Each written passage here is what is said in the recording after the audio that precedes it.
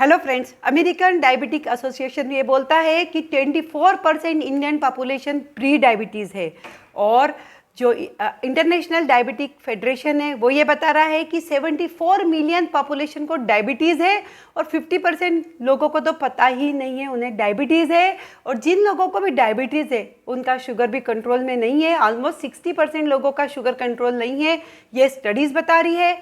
और डेफिनेटली आने वाले समय में जब शुगर कंट्रोल नहीं रहता है तो डायबिटीज़ के कॉम्प्लिकेशन ही कॉम्प्लिकेशन दिखते हैं, जिसमें kidney failure, heart attack, blood pressure, cholesterol, liver में खराबी और लकवा, आंखें और नस की खराबी शामिल है। मैं doctor Deepika Mundada, physician from Nashik, आज आपके सामने शुगर कंट्रोल करने के लिए दवाइयों के अलावा आप खाने पीने में क्या बदलाव कर सकते हैं, स्पेशली प्रोटीन में क्या बदलाव करने से और क्या फ़ायदा होता है, इसके बारे में आपसे डिस्कस करना चाहती हूँ। तो जहाँ तक ये स्टडीज़ बता रही है कि इंडियन डाइट में किन चीज़ों की कमी है, तो वो है प्रोटीन की कमी। नंबर 2, हमारे डाइट में ओमेगा 3 फैटी एसिड की कमी है। और नंबर 3, इंडियन डाइट में फाइबर की कमी है। तो किन चीज़ों की अधिकता है इंडियन डाइट में? कार्बोहाइड्रेट, देन ट्रांसफैट मतलब जो बाजार का तला हुआ होता है, या घी या बटर, ट्रांसफैट की ज़्यादा है, और नमक। ये 3 चीज़ें हमारी डाइट में ज़्यादा है। इन तीनों चीज़ों को कम करना है हमारी डाइट में, और प्रोटीन, ओमेगा 3 फैटी एसिड और फाइबर को बढ़ाना है। ये मूल मंत्र है डायबिटीज़ और उसके रिलेटेड कॉम्प्लिकेशन को रोकना। तो प्रोटीन का क्या रोल है हमारी बॉडी में, ये कैसे काम करता है, और प्रोटीन को हम अपनी डाइट में शामिल कैसे करेंगे, आज हम उससे डिस्कस करेंगे। प्रोटीन के अगर मैं बोलूँ तो 5 मोटे मोटे काम है आपके डायबिटीज़ या हार्ट डिसीज़ को रोकने के लिए और शरीर को मजबूत रखने के लिए। सबसे इम्पॉर्टेंट काम होता है प्रोटीन का, वो है मसल सिंथेसिस। यस, डेफिनेटली जब आप पर्याप्त मात्रा में प्रोटीन इंटेक लेते हैं तो मसल्स फाइबर बढ़ते हैं, और जब भी मसल फाइबर बढ़ते हैं इंसुलिन रेजिस्टेंट कम हो जाता है। तो क्या आप पेट भर के सिर्फ प्रोटीन खा लेंगे तो बॉडी बिल्ड हो जाएगी? तो ऐसा बिल्कुल भी नहीं है। जैसे कि आप बच्चे को अगर बादाम देते हैं तो क्या वो 100 में से 100 मार्क्स ला सकता है सिर्फ बादाम खा के? वैसे ही मसल बिल्ड करने के लिए आपको रेजिस्टेंट एक्सरसाइज भी करनी पड़ेगी। तो प्रोटीन पाउडर खाना या प्रोटीन खाना डाइट में, और एक्सरसाइज करना और मसल गेन करना, और उसके साथ इंसुलिन का लेवल कम करना, इंसुलिन रेजिस्टेंट कम करना, ये एक बहुत बहुत इम्पॉर्टेंट रोल है। प्रोटीन का दूसरा रोल है वो है थर्मोजेनिक इफेक्ट। जब भी आप कार्बोहाइड्रेट या फैट मतलब रोटी या घी, तेल वगैरह खाते हैं, सब्जियां, तो बॉडी में हीट जनरेट होती है। लेकिन प्रोटीन खाने के बाद मतलब दालें, दूध, दही खाने के बाद ये हीट ज़्यादा जनरेट होती है। वेट लॉस और डायबिटीज़ कंट्रोल में इसका इंपॉर्टेंट रोल है।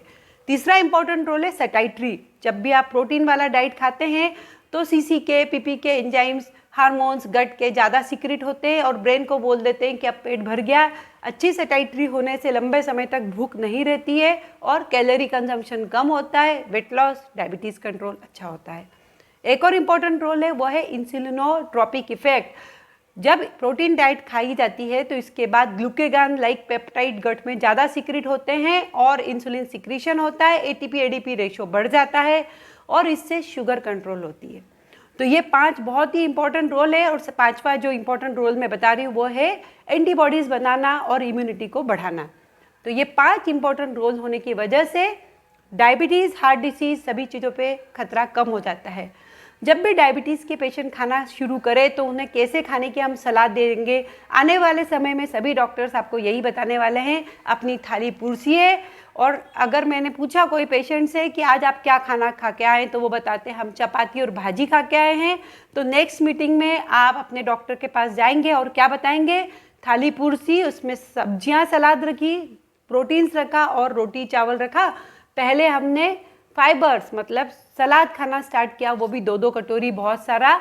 उसके बाद हमारा हाथ दालों पे या प्रोटीन पे गया और उसके अंत में हमने खाने के अंत में रोटी हमने मंगी या पुरसी, या चावल, रोटी, आलू हमने पुरसा। तो ये जब सीक्वेंस आप फॉलो करते हैं तो ये देखा गया है कि ग्लूकोज एक्सकर्शन कम होता है, इंसुलिन कम सिक्रेट होके आपका शुगर कंट्रोल होता है। वैसे ही ग्लाइसेमिक वेरिएबिलिटी मतलब एक रोज़ शुगर 80, एक रोज़ 200, ये भी कंट्रोल हो जाता है। और प्रेगनेंसी वाले डायबिटीज़ में भी इसका बहुत बड़ा रोल है। तो क्या विभिन्न प्रोटीन के सोर्स है वो समझना हमें बहुत ज़रूरी है अगर हम प्रोटीन को अपने बॉडी में बढ़ाना चाहते हैं। तो एक इम्पॉर्टेंट चीज़ ये होती है कि जितने भी नॉन वेजिटेरियन सोर्स है वो प्रोटीन के बहुत ही अच्छे सोर्स है, अंडा, मीट, मटन, फ्लैश वगैरह। लेकिन इंडियंस डाइट में ये प्रॉब्लम है कि इंडियंस लोग जब भी नॉन वेज खाते हैं वो पर्याप्त मात्रा में नहीं खाते या उसको सिर्फ ग्रेवी ज़्यादा खा लेते हैं, तो उसमें प्रोटीन पोर्शन फिर भी उतना मिल नहीं पाता है। तो इम्पॉर्टेंट सोर्स है नॉन वेजिटेरियन सोर्स, जिसमें अंडा, मीट, मटन शामिल है। इसमें हाई क्वालिटी प्रोटीन रहता है, लेकिन इसके साथ प्रॉब्लम है कि इसमें कैलोरी डेंस होता है, इसमें फाइबर नहीं रहते हैं, सेचुरेटेड फैटी एसिड ज़्यादा होता है। तो कोई भी प्रोटीन सोर्स आप लेंगे तो उसका कंजम्पशन कंट्रोल वे में करना बहुत ज़्यादा ज़रूरी है। दूसरा इंपॉर्टेंट सोर्स प्रोटीन का होता है वह है दूध और दूध के बने प्रोडक्ट्स। दूध का स्पेशली मलाई निकाल के इस्तेमाल करना चाहिए।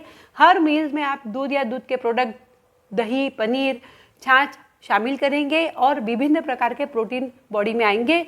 दूध में वे प्रोटीन, कैसीन पे बहुत ज़्यादा स्टडीज़ हो चुकी है। वे प्रोटीन से क्या होता है, अगर आपने 20 ग्राम खाने के पहले कंज्यूम कर लिया तो हार्ट डिसीज़ का खतरा भी कम हो जाता है और सेटाइट्री भी जल्दी आती है। और ल्यूसीन इसमें अमाइनो एसिड होता है जो प्रोटीन सिंथेसिस में मदद करता है। तो नॉन वेज सोर्स और मिल्क सोर्स प्रोटीन के बहुत ही इंपॉर्टेंट रोल है। इसके बाद मेरा फेवरेट प्रोडक्ट आता है वो है सोया और सोया के बने प्रोडक्ट्स। ये अदर दाल वेजिटेरियन सोर्स की अपेक्षा सोयाबीन में प्रोटीन ज़्यादा रहता है। सोयाबीन के साथ सोयाबीन का पनीर, टोफू जिसे बोलते हैं, वो भी आप खाने में शामिल कर सकते हैं। एक फैंसी प्रोडक्ट है किनवा, वो आप शामिल कर सकते हैं। लेकिन इम्पॉर्टेंट प्रोडक्ट्स है वो है विभिन्न प्रकार की दालें। जब भी दाल खाने की मैं सलाह बोलती हूँ तो पेशेंट बोलते हैं हम मूंग दाल खाएं या तुअर दाल खाएं, तो मेरा जवाब होता है मूंग, मोठ, चवली, चना, विभिन्न प्रकार के राजमा, मसूर, मूंग मोठ, ये सब दालें अपने खाने में अपने विभिन्न प्रकार के आपको शामिल करना ही है, क्योंकि हर दाल में कुछ विभिन्न प्रकार के आपको अमाइनो एसिड मिलेंगे। तो हर खाने में आप दाल डाल सकते हैं। उसके बाद एक इम्पॉर्टेंट सोर्स होता है वो है बीन्स।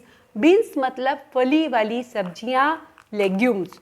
फली वाली सब्जियां मतलब आप विभिन्न प्रकार की मार्केट में जाएंगे तो लंबी लंबी फलीदार सब्जियां होती है जिसमें से बीज निकलता है, जैसे चवला फली या फिर तुअर फली, ये जो मार्केट में होती है इसे आप खाने में शामिल करेंगे। और सीड्स मतलब नट्स, जैसे कि काजू, बादाम, अखरोट, पम्पकिन सीड, चिया सीड, ये प्रोटीन का एक अच्छा सोर्स है। तो हर खाने में आपको प्रोटीन को इनकॉर्पोरेट करना है, वो आपको सीखना है अपने डाइटिशियन की मदद लेके।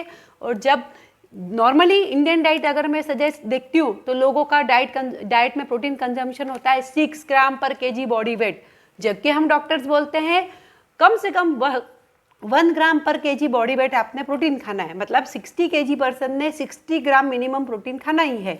या किडनी फेल वाले पेशेंट को 6 से 10 ग्राम प्रोटीन अपना कंज्यूम करना है। हार्ट डिसीज़ वाले पेशेंट ने भी कम से कम 1 ग्राम पर केजी पेशेंट बॉडी वेट से प्रोटीन कंजम्पशन करना है, जो कि देखा जाए तो इंडियन डाइट में बहुत कम है।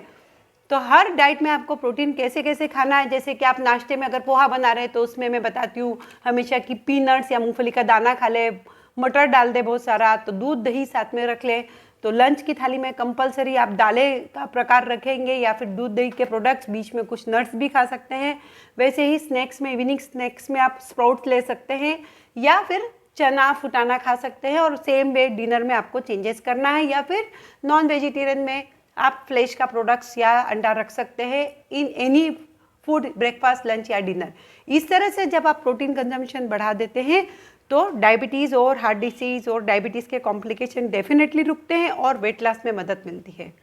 तो मैं आशा करती हूँ कि इस वीडियो को देख के आप नमक खाना कम करेंगे, कार्बोहाइड्रेट मतलब रोटी चावल, कोई भी रोटी, ज्वार बाजरा मक्का खाना कम करेंगे और घी तेल का कंजम्पशन कम करके प्रोटीन और सब्जियों को खाने में अपने बढ़ाएंगे। फ्लैक्स सीड और ड्राई फ्रूट को ज़रूर आप इनकॉर्पोरेट करेंगे और बाज़ार की चीज़ों को जितना अवॉइड करें उतना फॉलो करेंगे तो डेफिनेटली न केवल डायबिटीज़ कंट्रोल रहेगा बल्कि इससे रिलेटेड कॉम्प्लिकेशन भी कंट्रोल रहेंगे और वज़न भी कम रहेगा। और अभी तो इस पर बहुत सारी स्टडीज़ और आना बाकी